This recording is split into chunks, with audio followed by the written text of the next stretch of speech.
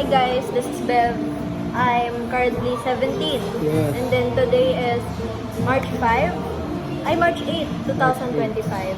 We'll be taking our graduation picture. Oh. And I'm with my gang. Hi, I'm Marvely and Felipe, 18 years old.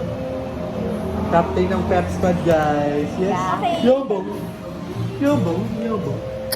I'm Yaka, varsity ng 18. Ilan taon? 18.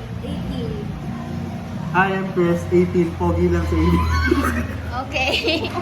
Guys, alam nyo guys, after a year, si Chris pa din yung nag-iisang lalaki sa group namin. Yeah.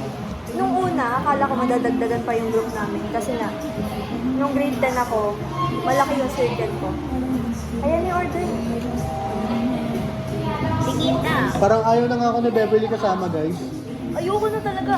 I swear, dumaan kami sa, muntik na kami ngayon mag-anong friendship breakup. Totoo? Ayoko na rin sa kanya.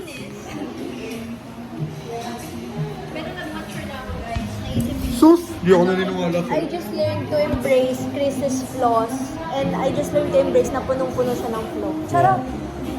Lahat naman tayo. I also did that, guys. Kasi syempre hindi mo rin naman mapiplease si Beverly sa mga bago. Oo, at saka hindi naman kasi ako madaling i-please. Si Armay lang nakaka-please sa akin kasi magka-birthday. Hindi siya madali, please. Maniwala kayo sa akin. Hindi ko talaga siya piniplease, di lang ako nagsasalita. Totoo! Hindi lang talaga ako pinapansin ni Armay, which is why hindi kami nag-aaway. Si Kami Bianca kasi naman, magkaaway may kami. sarili siyang mundo, kaya hindi kami nag-aaway. Si Chris Kami- kasi, kami- binibigyan namin yung isa't isa ng attention, kaya kami Kasi papansin kami sa isa't isa. Thank you! Guys, Hoy, lalaki ka, tumayo ka dyan. best friend ko, Best guys. friend, oh. Best friend. Mag-best friend kami, guys. Ito ang ano ko, ang body ko sa lahat. Same ano, ay. Tingnan niyo yan. Ayun. Yes.